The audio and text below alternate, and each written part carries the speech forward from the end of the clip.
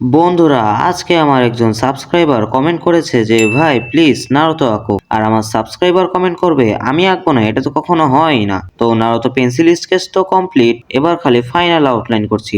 তো তোমরা গানের সাথে সাথে ফাইনাল আউটলাইনটাকে এনজয়